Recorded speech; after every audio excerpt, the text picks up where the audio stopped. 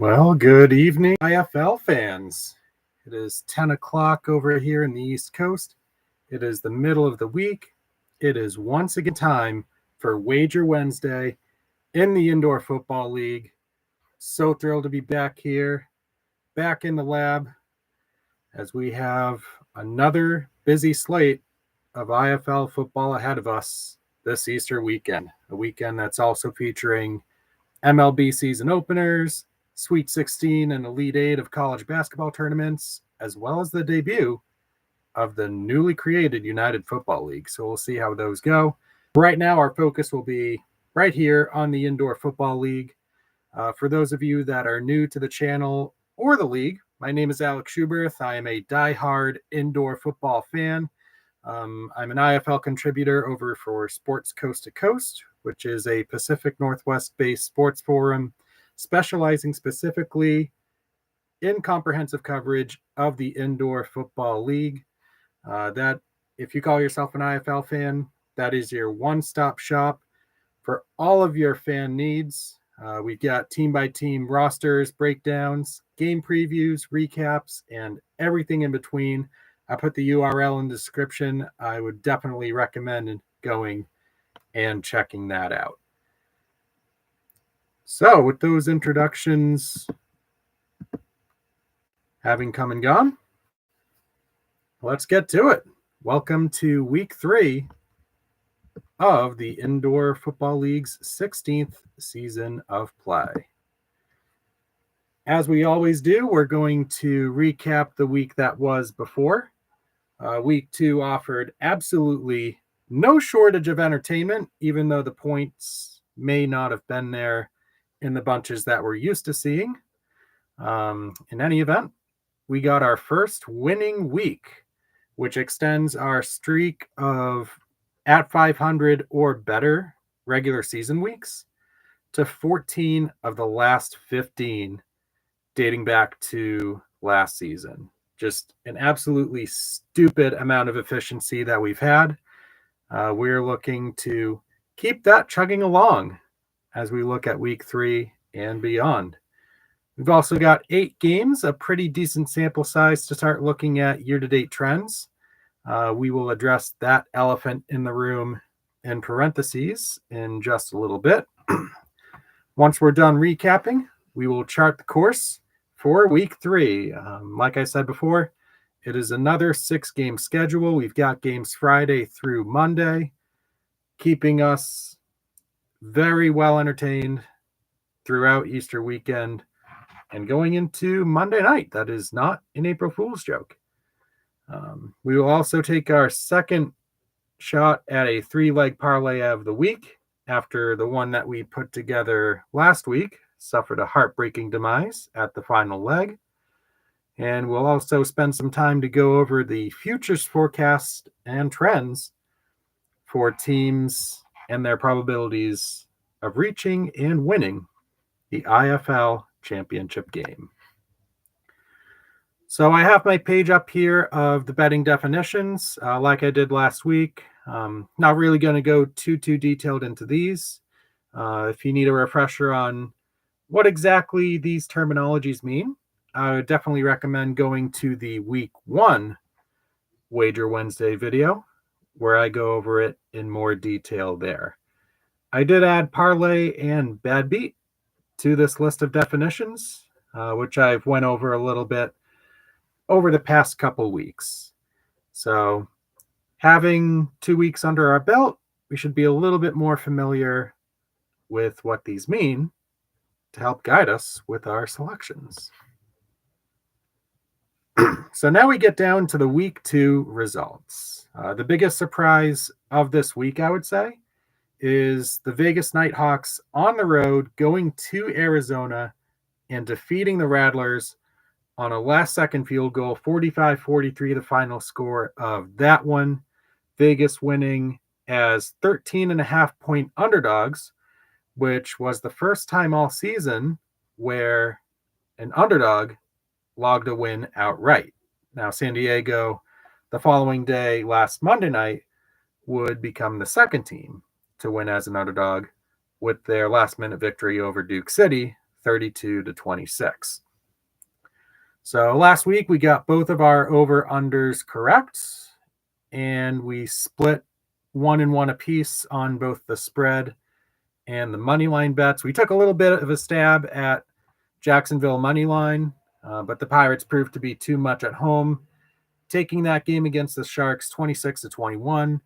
It is actually the first time that the Pirates have beaten Jacksonville since their inaugural season in 2018, when both teams were members of the National Arena League. So if we look at the two different methods, the flat method has proven to be the more reliable of the two options.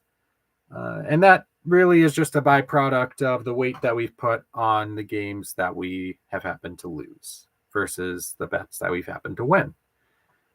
So as you can see, we're undefeated on our over-under bets. Makes sense considering that we picked the under on both occasions. Again, we'll get to a pretty wild stat about that. We've split our spread bets at 2-2, but we have yet to select an underdog. Does that change this week? Stick around and find out. And our money line betting from last week, again, we split one apiece. San Diego pulling through for us at the very end to clinch us that 4-2 winning week. And now we can see our year-to-date stats. So week one, we only had a couple games. So we started out at a slight loss for the year-to-date tracker, but last week helped substantially in getting us back over to the green. So our return on investment for the weighted method right now sits at 6%, whereas the flat method return of interest is 20%, which if we can keep this hovering at around like a 20% clip for the rest of the season, that would be humongous. For context, last year, when we did just the flat betting method, we clocked in at the end of the season with an ROI of just above 12%. So it'll be a challenge for us to keep going at the rate that we are. Should be fun to see if we can keep up. So how about some early trends here? We have the favorites outright winning 6 of the 8 games, but of those 6 games, they're only covering half the time. That really goes to show the overall parity that we've seen in the league this year. We've had every game with the exception of 2 decided by 8 points or fewer. So in and of itself, that leaves a chance for anybody that comes in as, 13, 14 and a half point underdogs to really put their impression on the game, especially early, and see if they can get an outright cover. I know for anybody who backed Iowa last week, you were looking good with a 10-point lead. Outright win definitely was in the cards, but I don't think Green Bay was allowing that 22-0 run to happen against them again. So they absolutely turned the tables, dealt revenge against Iowa, got the win there 35-24. In a bit of a surprising twist so far this year, road teams have a winning record against the spread in 2024. And last year, one of the stats that we looked at a couple weeks ago was that visitors were only winning against the spread 35% of the time. So again, it's a small sample size. We have to see how this kind of evolves with more games and more weeks being played. But it definitely catches your attention in the early going.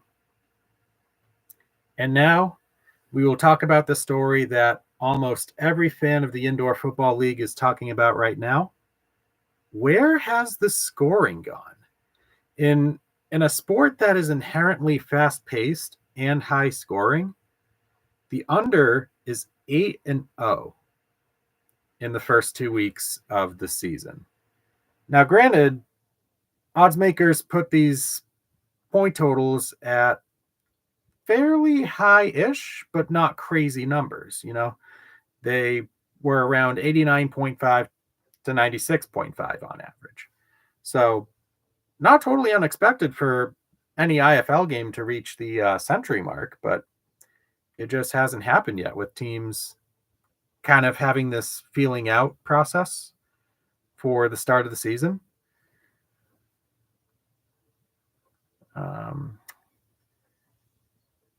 And just the pace overall is just not quite there. So what we're going to see as we move on to looking at the game by game lines later on is that there has been an absolutely seismic shift in what those point totals look like. And the fun little stat that I came up with here is that if you started the season with $10 and you rolled it over on every single game that you could, so there were two pairs of games that were overlapping each other. If you chose one of those games along with every other standalone game so far this year, start with $10, roll all your winnings over into the following bet. That $10 at the end would have turned into $484 and change. Absolutely incredible to think about. And if you took that a step further, if you took those pair of overlapping games and decided, hey, to heck with it, I'll parlay them, that $10 turns into a shade under $1,800. It's absolutely ridiculous. And we'll have to see if the under keeps its hot streak going. I know the way that odds makers have made these lines, it's going to be a challenge, to say the least. So now I'll take a minute, go over my disclaimers that I normally do. Odds are going to come from DraftKings Sportsbook, unless I otherwise say. We're doing this for fun. We're not doing this for money. Sports betting is more fun when it's for fun, using funds that you can reasonably set aside, and if you lose it, not to worry. You're welcome to tail my bets, but please do so at your own risk. Practice safe and responsible betting habits. If you or a loved one is having trouble with problem gaming, there are lots of resources online. Haveagameplan.org, responsibleplay.org is another one that's out there. No shortage of resources to educate you, direct you to other references for help on that subject. So, with all that having been said, it is time to analyze the lines. To that again. Okay, so leading us off is a pair of games on Friday night, starting with the earlier kickoff at 7:05. The Sioux Falls Storm up against the Massachusetts Pirates. Pirates are being given, or Storm being given 7.5 points. Pirates laying that 7.5. The over-under 77.5. Again, that's where we're seeing these lower point totals. You can get Sioux Falls on the money line for plus 240. For Mass money line, that is minus 298. If you're a fan of the Pirates winning, but thinking maybe they don't win by that full touchdown.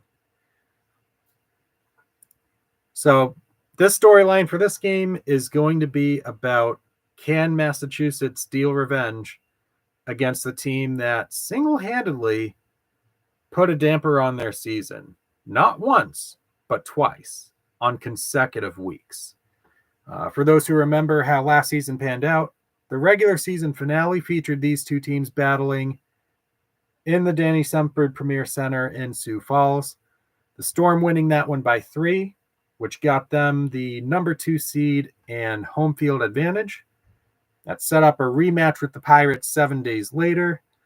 And that game, Storm fans will remember as one of the greatest comebacks that the IFL has ever seen in really any game, let alone the playoffs.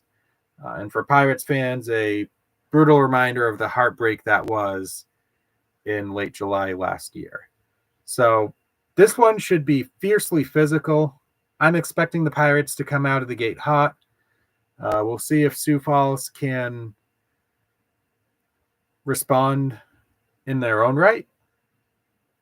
But I'm looking at this number again, guys. This is way too low for an arena football game. I know the scoring hasn't been there yet, but especially in a game like this, where the Pirates have had 2 games under their belt already.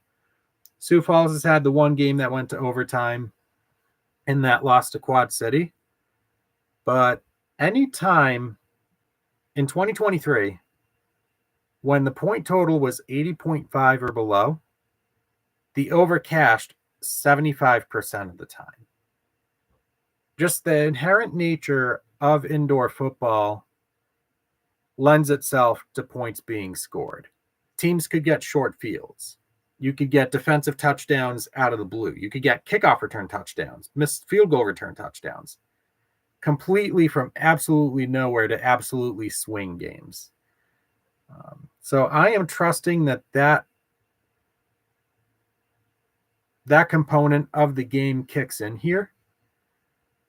And my first bet of this week is going to be on neither result nor spread, but trusting the history and putting this game on the over.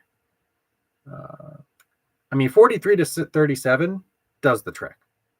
And with the game being close, you'd have to believe that somebody's going to be able to come up with a winning score late that maybe pushes this thing across the finish line.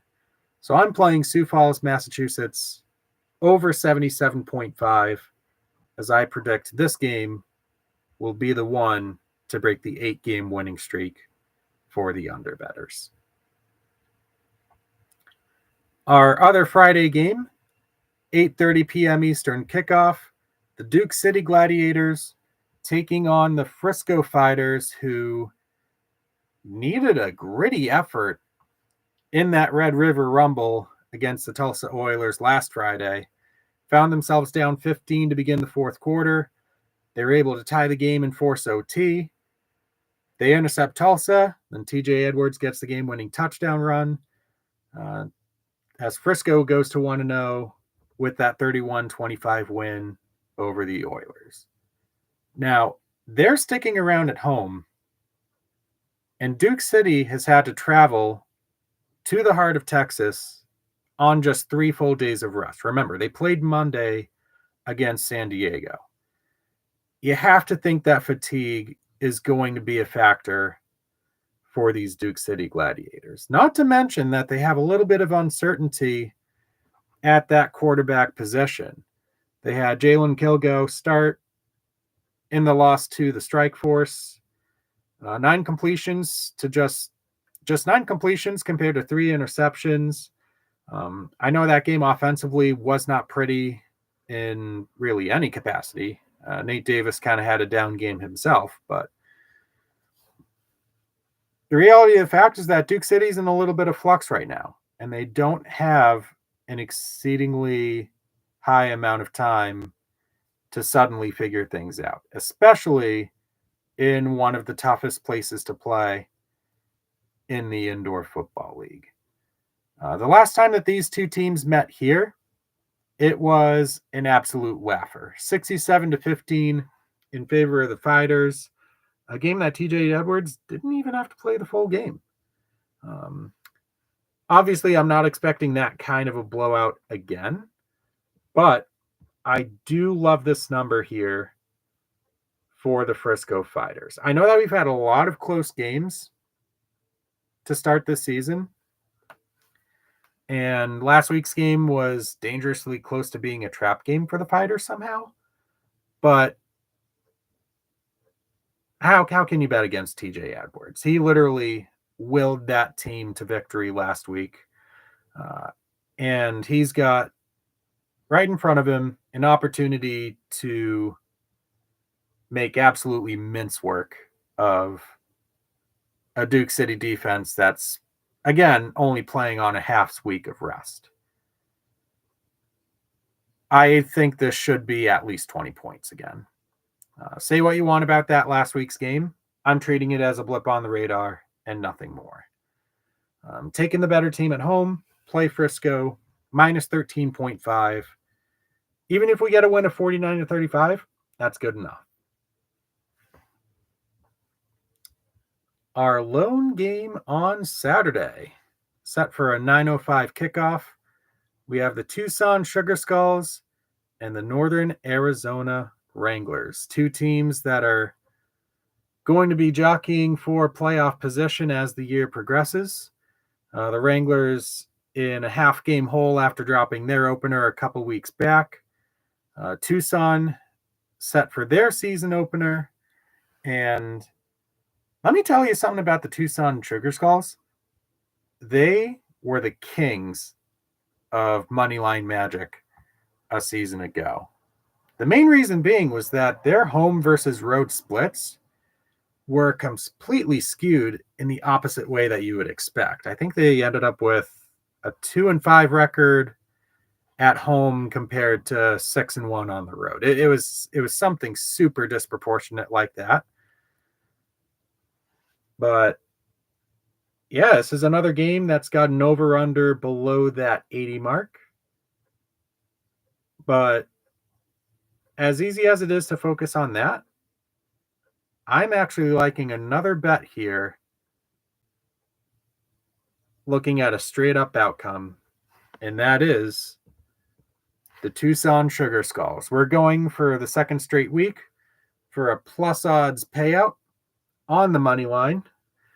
And again, like we saw last year with Tucson, their first game of the season wasn't until later on, like week 3, I think.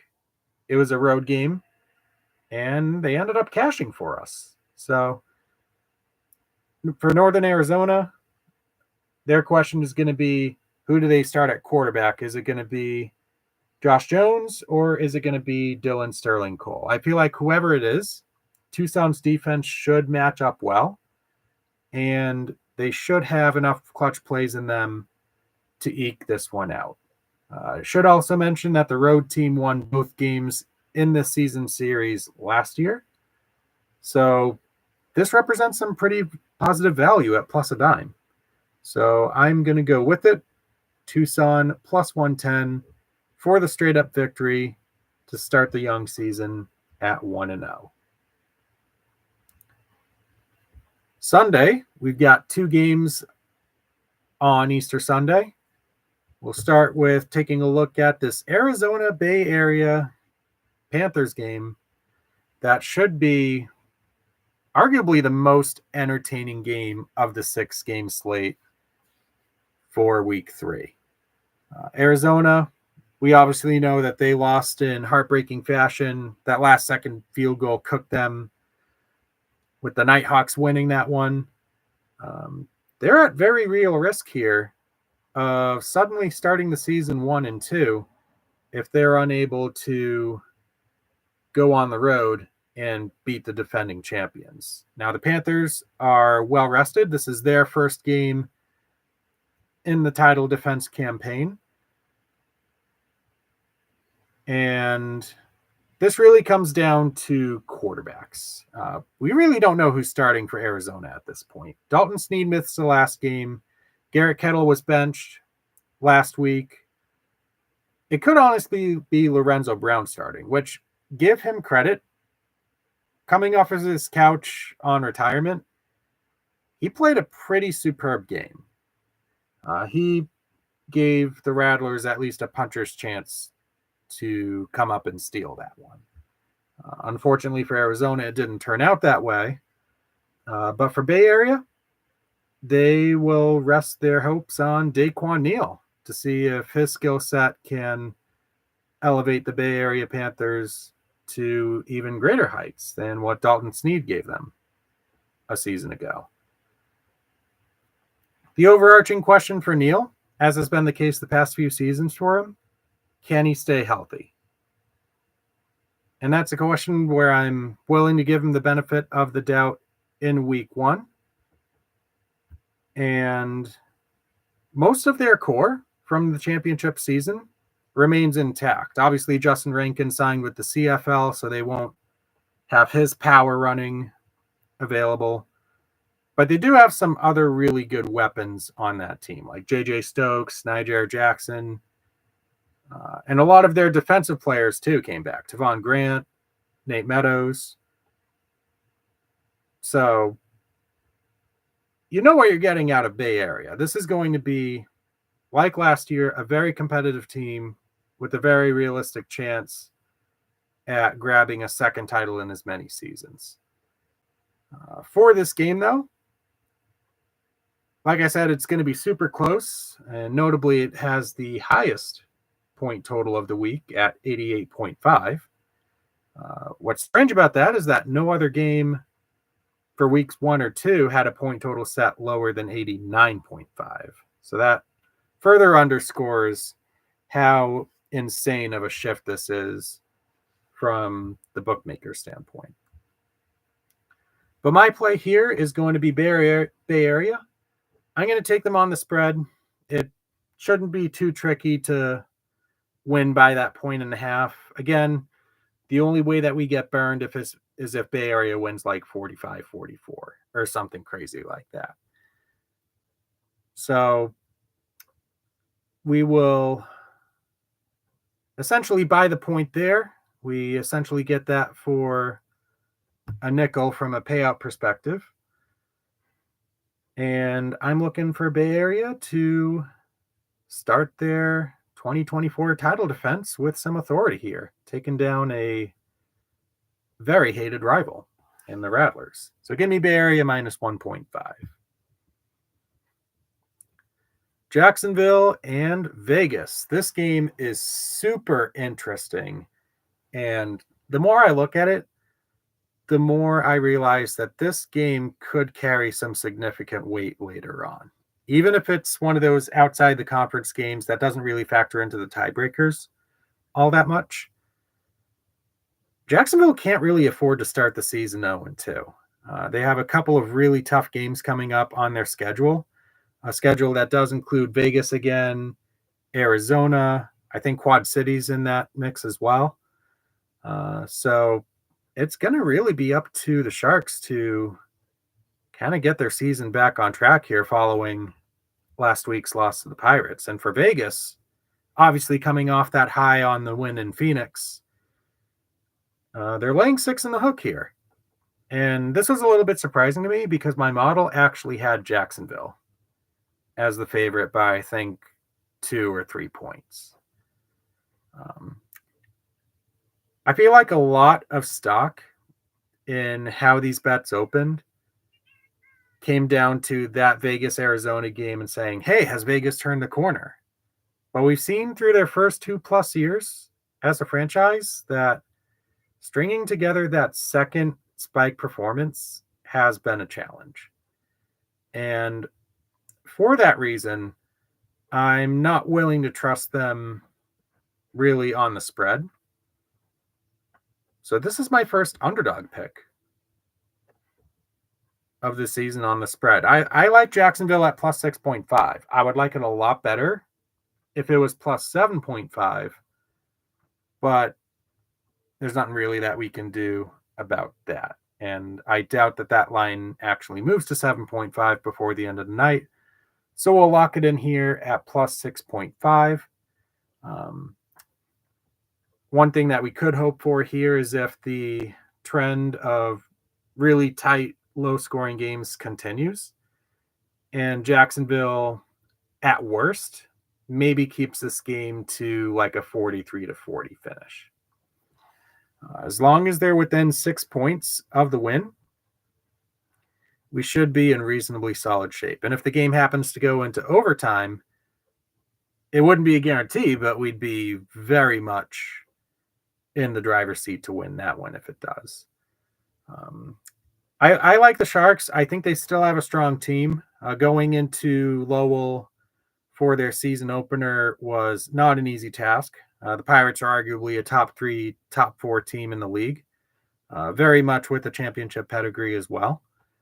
And with a game of actual IFL footage, Jacksonville might come back with some profound knowledge there. You can learn a lot from staring at the tape for a little bit. So Vegas impressed.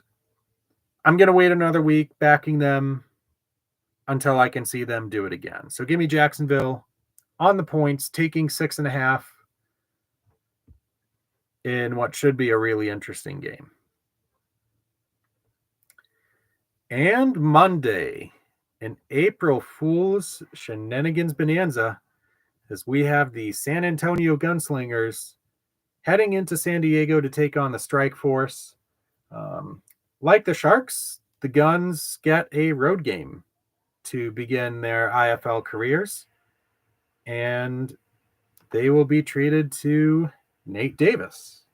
And we'll have to see how Davis plays in response to the game that he had against Duke City. Even though he wound up with the win, it wasn't a particularly efficient night for him. He was under 50% passing. At times he looked like he was stuck in the pocket, but you still can't question that pure passing ability that he's had. And with another week of practice and a game's worth of tape to review, the camaraderie that he's got with his running backs and receivers should only increase as the season goes along. For the Gunslingers, for us IFL fans, we're kind of still in the learning process about them. Although I will say that around the league, reviews for the Gunslingers are very, very high. And that's evidenced by the fact that they're right around the middle of the pack right now, actually above the middle of the pack, for the IFL championship odds. And they haven't played it down in the IFL yet, which is really saying something about the level of confidence that is going into San Antonio making some waves in year one. They do have a really good quarterback, Sam Castronova. He was on the Jacksonville Sharks team who last year won the NAL championship, while Castronova guided that Sharks offense to over 60 points a game. So it should be very fast-paced and entertaining. For that reason, again, this crooked low number on the point total. There is just simply way too much upside for both these teams to justify this total being this low. And again, we don't need a 56-50 shootout here. We just need something where both teams are operating at the very least efficiently, if not having that up tempo that we're used to seeing. But again, this falls under the same territory that the Sioux Falls, Massachusetts pick found itself in, where at this number, whenever the over-under was 75 or lower last year, the over was 3-0. There's just simply a lot that can happen really quickly. Like I've seen halves in the IFL get to the 70-point threshold. This definitely has the potential to be a no sweater by the time the third quarter comes rolling around. This is the pick that I have the most confidence in this week. So give me San Antonio and San Diego over 75.5.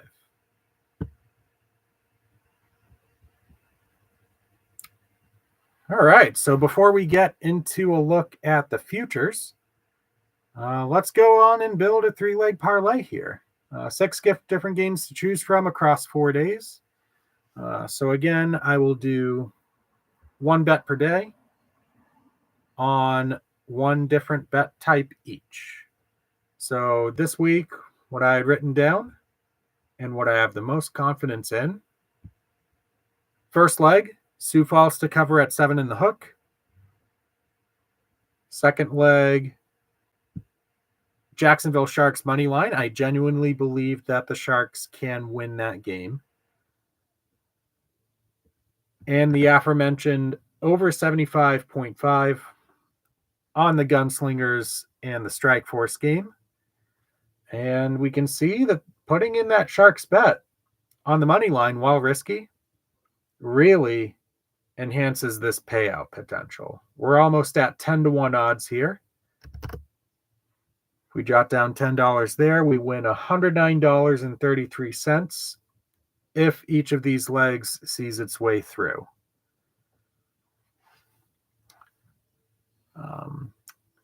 This Sioux Falls one is admittedly a little bit dicey because the game is in Lowell, and the Pirates have won 8 straight home games dating back to last season. But somehow, sneakily, despite the Pirates being undefeated, they're actually 0-2 against the spread.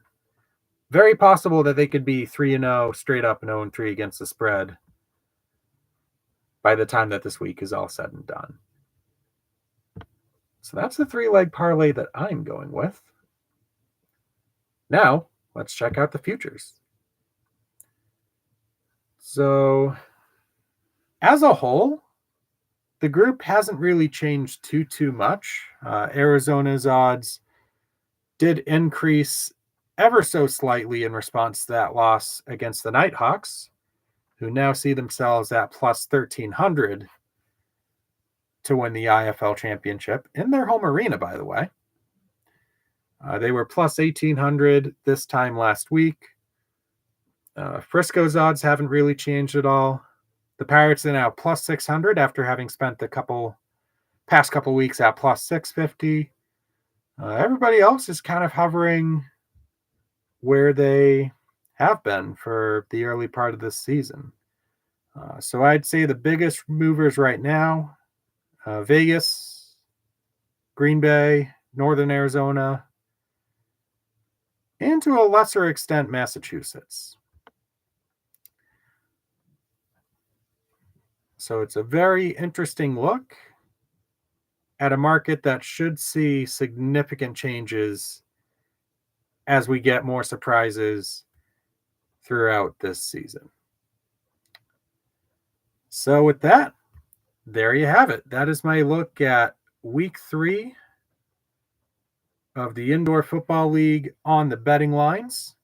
For those of you who are going to be testing your luck, I wish you the very best and have a good night. We'll see you at the cashier. Have a great week.